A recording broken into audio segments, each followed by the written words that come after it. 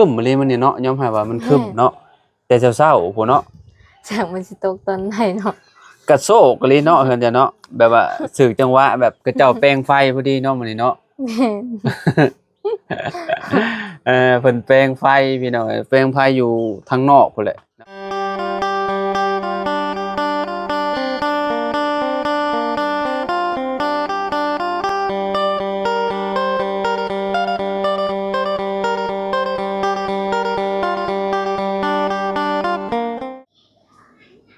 อ้าวเนาะกราบสบายดีและสวัสดีพ่อแม่พี่น้อง FC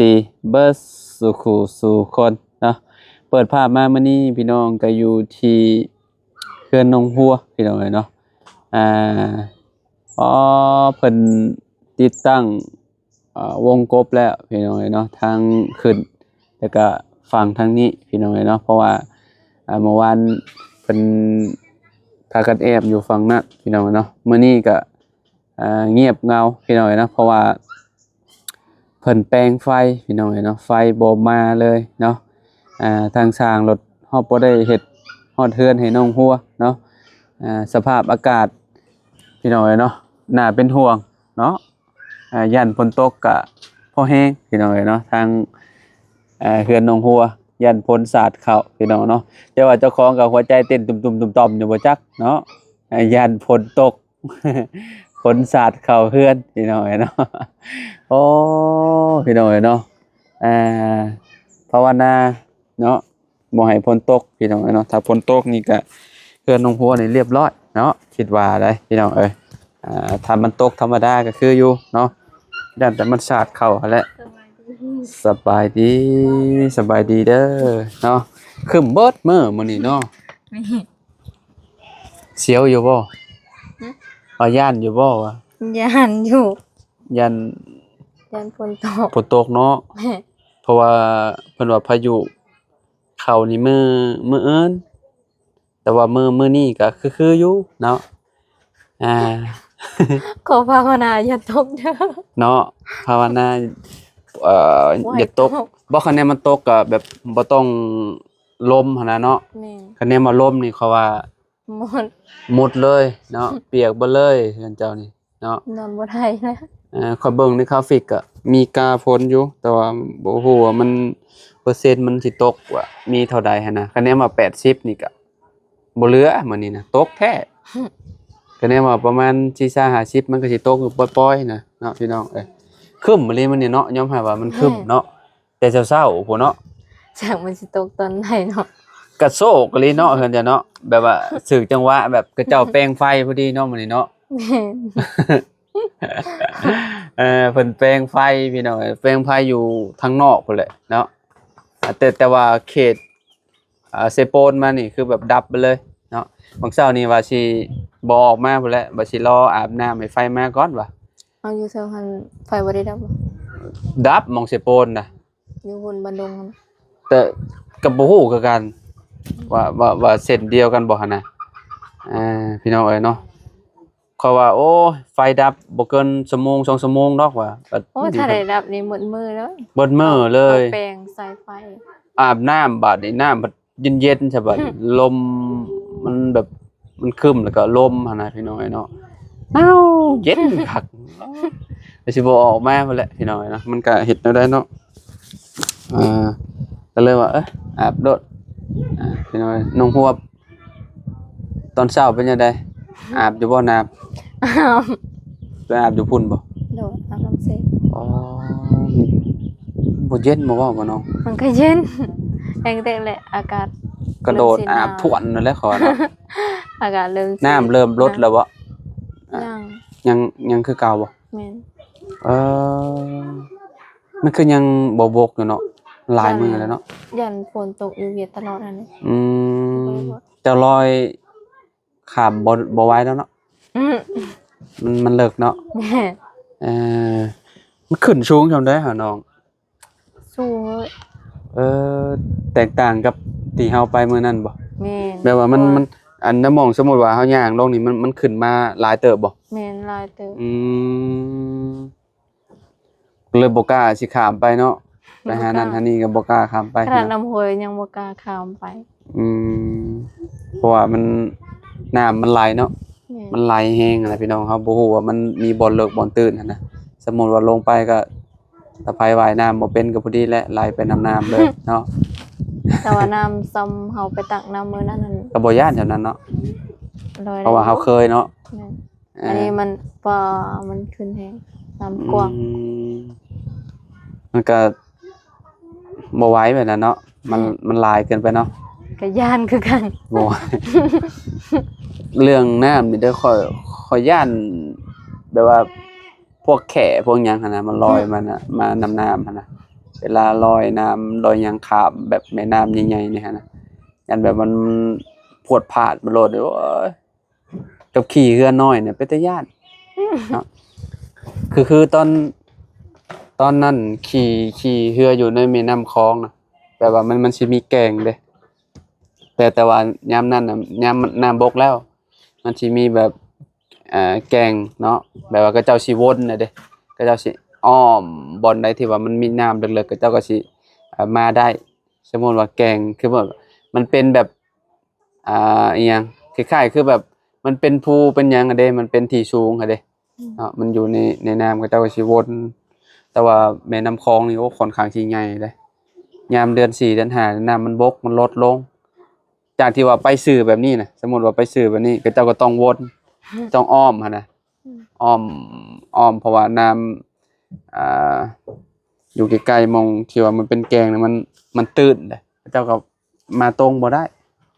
โอ้แม่น้ำคลองโอ้ใหญ่เด้เจ้าเคยไปบ่อ้าวเฮาคือว่าเห็นงานอยู่สวรรค์ เฮ็ดงานอยู่สวรรค์นำก็เคยเห็นอยู่นำของข่อยอยู่แถวนครไกรสอนนั่น ก็นครไกรสอนนั่นแหละ บ้านโนนอุดม แต่ว่าแคมป์ของอันทางแบบมุกดาหารน่ะเจ้าได้ไปอันนั้นบ่เอ่อแบบว่าเขาเจ้าสิเฮ็ดบ่อนย่างดินย่างออกกำลังกายได้บ่หั่น บนเขาไปเล่นหั่นน่ะ แม่น เคยไปอยู่ ก็อันนั้นแหละตะกี้ข้ามไปฝั่งมุกดาหารกับทางนั้นแหละท่าเรืออยู่นี่บ่มีท่าเรือแล้ว บ นี่ น นะ เขาเฮ็ดพญานาคฮะ อยู่นี่บ่มีท่าเรือแล้วนี่มีแต่ข้ามสะพานเลยตะกี้ เคยไปอยู่ ค่อยขี่เรือข้ามมาแล้ว อืม มันสิมีด่าน ไป เด้ ไทยเลย แม่นด่านนั้นท้องถิ่นเด้ตะกี้นี่มีแต่ข้ามไปพุ่นเลยบัด อืม ข้ามไปสะพานเลยคันว่าเจ้าสิไปเมืองไทยเจ้าก็มันไปนั่งรถอยู่อันนั้นเลย อยู่หมองดานแล้วก็ข้ามไปมุกดาหารพุ่นเนาะบ่ได้ข้ามไปจักเทื่อบ่เจ้าคิดว่าเคยข้ามไปบ่เคยบ่ บ่เคย เออสมมุติว่าเจ้าเห็นงานใกล้ๆอยู่สวรรค์นี่ก็ไปเที่ยวได้ก็เฮ็ดแต่ใบบัตรขาวแล้วก็ข้ามไป ประมาณจักพันบ่ประมาณแสนปลายแหละเฮ็ดใบข้ามไป แล้วก็มี FC ฝั่งไทยคอมเมนต์มาว่าอยากมาเที่ยวบ้านน้องฮัวว่าซั่นเนาะพี่น้องเพิ่นคอมเมนต์มาในแฟนเพจข่อยได้ว่าไปอันน่ะต้องข้ามฝั่งใดเพิ่นว่าเนาะมาหาน้องฮัวนี่เพิ่นว่าเนาะ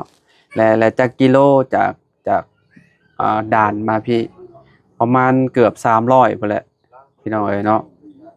มาบ้านน้องฮัวนี่เนาะบ้านน้องฮัวนี่ก็บ้านแก่งทองเนาะ บ้านเดิมก็เป็นบ้านอะไรแม่นบ่ แม่ บ้านอะไรเมืองเซโปนแขวงสะหวรรณเขตนี่แหละเนาะเพิ่นคอมเมนต์มาว่าโอ้ยอยากไปเที่ยวเด้ว่าอยากไปเที่ยวนำบ้านน้องฮัวเพิ่นว่าเนาะก็บอกให้เด้อพี่น้องเนาะจากพุ่นแหละจากด่านมุกดาหารเนาะข้ามมาสะหวรรณเขต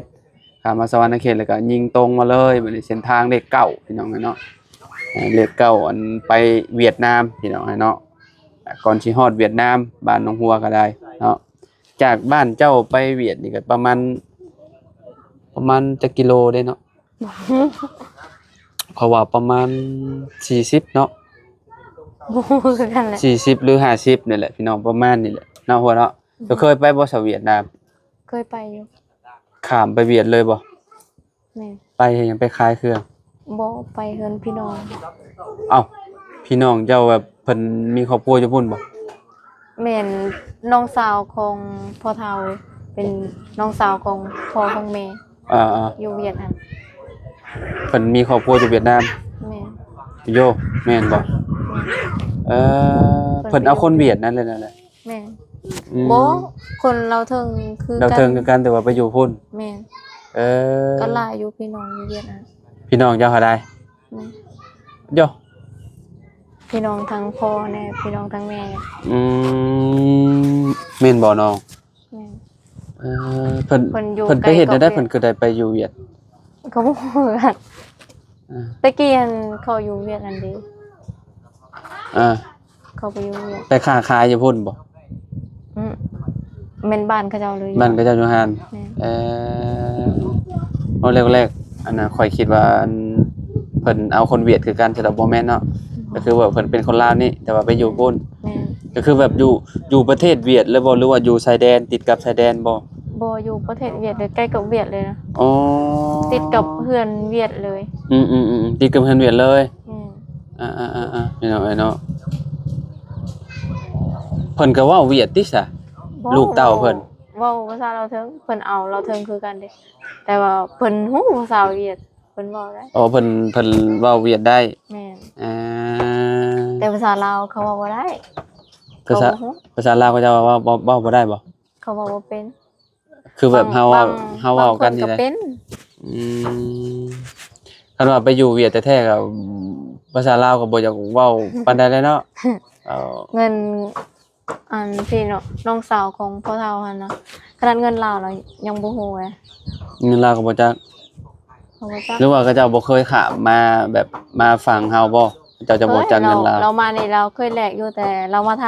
ำพวกน้องนี่นะเพราะว่า อืม ใบนี้เท่าไหร่ใบนี้เท่าไหร่เราไปซื้อเครื่องอยู่ลาวอยู่10คนนั้นต้องถามน้อง อ่า เราอยากได้สิ่ง เงินเวียด ได้หยัง เจ้าก็ฮู้อยู่ว่าเงินเวียดอันสูงสุดมีใบหยัง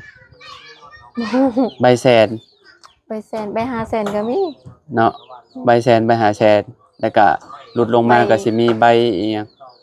ใบ200,000มีบ่ ใบ2แสนมีบ่แต่ว่าข่อยนี่มีอยู่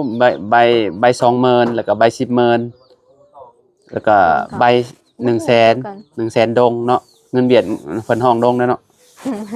ห้องเงินดงพี่น้องเอ้ยเนาะก็สิลดเงินลาวน้อยนึงเนาะสมมุติว่า1แสนดงนี่ก็ประมาณ80,000บ่80,000กีบลาวนี่บ่หรือว่า80หรือก็90นี่แหละประมาณนั้น เดี๋ เนาะ ยวนี้นะประมาณ90ประมาณนั้นน่ะ อืมข้อยก็เก็บสะสมแม่นอยู่โอ้เงินเพิ่นแบบแข็งอีหลีได้ แม่น เนาะแปลว่าเป็นแบบกระดาษเนาะเฮา ตก ขนาดเฮากำแบบนี้ยังบ่เป็นหยังเนาะหัวเนาะ แม่น เวลาเอาต้นน้ำยังบ่เป็นหยังแบบคล้ายๆคือใบ20 บาทอันฝั่งไทยนั่นแหละพี่น้องเอ้ยเนาะแบบว่ามันก็สิคล้ายๆคือกันแผ่นกระดาษ แข็ง แข็งดีเนาะแต่ว่าเวลาเฮาต้นน้ำต้นหยังนี่คือปลอดภัยเลยเนาะบ่เป็นหยังเลยเจ้าเคยได้บ่เงินอ๋อเจ้าเคยได้อยู่เงินบาทไทยเนาะนำบ่บุญแม่นบ่ แม่น เท่าใดตอนนั้น500บ่ 300บ่500 300หรือ500ติเราจะเอาไปแลกอยู่เซโปนน่ะ แม่น อืม ตอนแรก ได้300,000เท่าใด 330,000 330,000เนาะ แม่น ก็แน่ว่าอยู่เซโน350,000ตอนนั้นแต่เรทของมื้อนี่ก็ได้อยู่ประมาณ 1,000 นี่ได้อยู่675,000พี่น้องเนาะเกือบ8เนาะประมาณนี้แหละเพราะว่ามันเริ่มลดลงแล้วสูงสุดได้ไป500แล้วเนาะแล้วก็เพิ่นก็บ่ได้มีเงินบาทบัดนี้มีแต่เงินกีบพี่น้องเนาะใช้เงินบาทกับเงินกีบให้ใช้ง่ายกว่ากันอยู่บ้าน เงินเก็บเงินบาทน้องบ่ฮู้ เงินบาทบ่ฮู้ บ่ เนาะ เคยใส่ บ่เคยใช้พร้อม บ่เคยใช้เนาะเพราะว่าเขตนี่แบบมีแต่ใช้แต่เงินกีบเนาะ แม่น อ่า แต่ว่าไปค้าขายนี่เขาให้เงินบาทแม่นบ่ฮู้เลย แม่นจะบ่เอา มันตึบเลยติ แม่น เวลาเฮาทอนแบบว่าเฮาบ่จักเลขมันเนาะ แม่น เวลาเอ้า เงินกีบเฮาสบาย อืม บ่ฮู้ แต่เขตจุมข่อยโอ้มีเงินบาทหาดีที่สุดแล้ว เพราะว่ามันอยู่ใกล้เด้ใกล้มุกดาหารเด้เนาะแล้วก็เจ้าสิเก็บเงินบาทเงินกีบไปแหละบางคนก็เงินดอลลาร์คันยังบ่เจ้ามีเงินดอลลาร์เนาะคุณจักอยู่บ่เงินดอลลาร์ บ่ จักบ่ บ่ เออ บ่เคย เอาอย่างเช่นเนี่ยคือที่ชุมข่อยเอามาให้เจ้านี่ก็คือแบบเพิ่นฝากเป็นเงินดอลลาร์มาให้ได้เพิ่นฝากมาแต่ประเทศนอกนะเพิ่นฝากมาแล้วชุมข่อยก็ไปแลกให้ อยู่ห้านแลกเปลี่ยนเพราะว่าเอามาให้จุ๊บเจ้าก็ยันแบบเวลาไปแลกได้แบบเฮาบ่ฮู้แล้วยังกระเจ้าโกงหั่นนะเนาะเงินในเด้อเงิน$100นี่ก็สิได้อยู่ประมาณ 3,000 ปลายถ้าเป็นเงินไทยถ้าเงินถ้าเป็นเงินลาวก็ประมาณ2ล้าน2,80,000หรือว่า2,100,000นี่แหละประมาณนี้แหละมันก็แล้วแต่เรทคือกันบัดมันขึ้นมันลงหั่นนะสกุลเงินน่ะพี่น้องที่ว่าใช้ได้เงินดอลลาร์มันเป็นแบบใดฮะเงินดอลลาร์มันเป็นแบบใดใบอันอยากออกสีเขียวๆเด้บ่เคยบ่ข่อยมีอยู่บ่แม่นมีเถอะข่อยมีอยู่เงินไทยพี่น้องเงินไทยเงินใบ20 บาทเคยเห็นบ่เงินใบ20 บาทเคยบ่เบิดแล้วบ่แจกเงินข่อยอันนี้เงินเวียดนี่อันนี้เงินเวียดนี่ใช่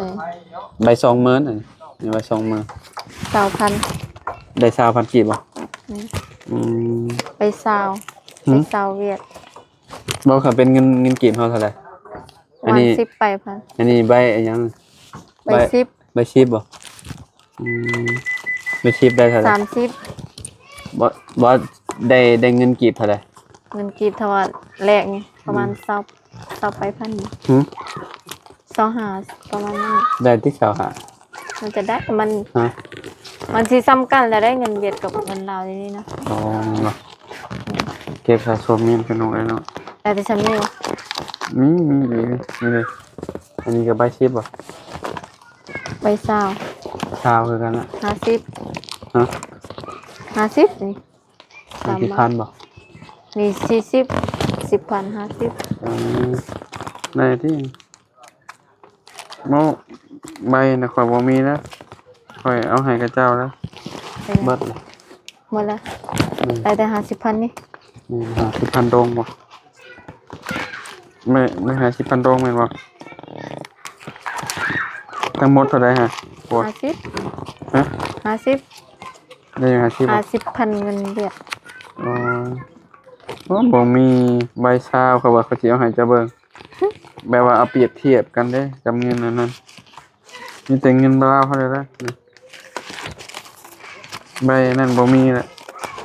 แข็งดีเนาะเงินนี่เนาะแบบว่าใบมันก็เอาลงใส่น้ำมันก็บ่นะบ่นั่นบ่เละโอเคก็มีบ่เคยมีเงินอันนี้บ่คักได้พี่น้องเจี้ยก็เจ้าเฮ็ดเนาะกระดาษแล้วว่าแข็งดีอ่ะ50นี่เจี้ยนี่มันเงินบาทก็สิเป็นแบบนี้แหละนี่ไอ้อันใบซาวนะสิเป็นแบบแข็งๆวันนี้แหละ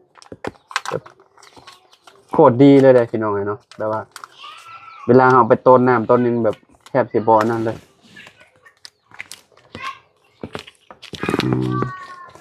ระหว่างเงินเวียดกับเงินอันนี้เจ้าสิเก็บเงินไงเงินลาวเงินเวียดกับเงินลาวให้เจ้าเลือกเก็บสะสมเงินผมมี2หน้า2หลังเด้อนี่เลขสิออกบ่2หน้า2หลังเลขยังเลขนุกบ่เอาบ่สิเอาให้ใบนึงบ่สิเก็บเมียสะสมฮะเวียดเคยเข้ามาค้าขายบ่ซั่นเขามานั่นเก็บสะสมเมียนก่อนนะแบบว่าข่อยบ่เคยมีมันแลกเลขเขามาซื้อเลขเวียดมาซื้อข่อยบ่เคยมีข่อยก็เลยจะเก็บสะสมเมียนข่อยซื้ออันนั้นมาซื้อน้ำส้มมาคิดว่าสร้างเพิ่นมาเฮ็ดเทือนจ้ะเนาะเพิ่นเฮ็ดแต่เช้านี่แต่ว่าไฟดับแต่ 8:00 นเป็นหยังเอาอันน่ะข่อยเอามาให้เจ้าเอาไว้ให้เจ้าเพิ่นกินก่อนพี่น้องนะเอาไว้ให้ทางสร้างเพิ่นกินเนาะคิดว่าอันนี้มีน้ำอีหยังบ่ไอเดียหยังบ่น้ำหวานอีหยังบ่ให้น้องพัวกินพร้อมเนาะมะขามแก้ง่วงบ่ได้ติเนาะมันบ่ได้สมมันมีน้ำส้มน้ำแดงเนาะน้ำมะขามเราบ่เคยกินจังเทื่อนี่จะสิเป็นรสชาติแบบใดลองกินบ่เป็นหยังให้เจ้ากิน เดี๋ยวจะเปิดกินดูหาว่ะลองเนาะอืม กินน้ำอะไรเนี่ย กินน้ำมะขาม มันสิ ของลาวหรอวะมีนี่นี่น้ำมะขามชมมาจากเนาะผสมอย่างได้น้ำเสื่อมมาจากเปิดยากแท้ ไอเดียลี่ หืม แม่นสิบ่ แมนไอเดียลี่ เนาะ ไอเดียลี่เป็นเลย สม กินมะขามบ่ ๆแม่น อืม น้ำมะขามไอเดียลี่ โปรโมทให้เขาจักนี่ เนาะโอเคสพี่น้องเนาะมากะไฟดงไฟดับพี่น้องรอบเช้าเฮ็ดได้อยู่ว่าซั่นเนาะก็ ไฟดับแต่แปดโมง ไฟดับแล้วเรียบร้อยเลยป่านนี้มีแต่มื้ออื่นไปแล้วก็มีแต่ภาวนาบ่ให้ฝนตกเท่านั้นเนาะคะแนนฝนตกนี่มันสาดเขานี่ก็พากันนอนอยู่ใช่แหละบ่แลงเนาะ ก็ลุ้นนํกันพี่น้องเนาะว่าสิตกบ่หรือว่าจังใดเนาะมื้ออื่นหรือว่าบ่แรงนี่แหละเนาะพายุมันเคลื่อนตัวมาแล้วพี่น้องเอ้ยเนาะก็สิแฮงหรือสิคอยแหละเนาะ โอ้ เนาะย่านอยู่บ่ ยา ย่านเนาะ หัวใจเต้นตุ่มๆๆบ่จัก พี่น้องเอ้ยเนาะอยู่ดีมีแฮงบ่สุขสุขคนเด้อพี่น้องเด้อเนาะสบายดีเด้อพอกันใหม่เนาะ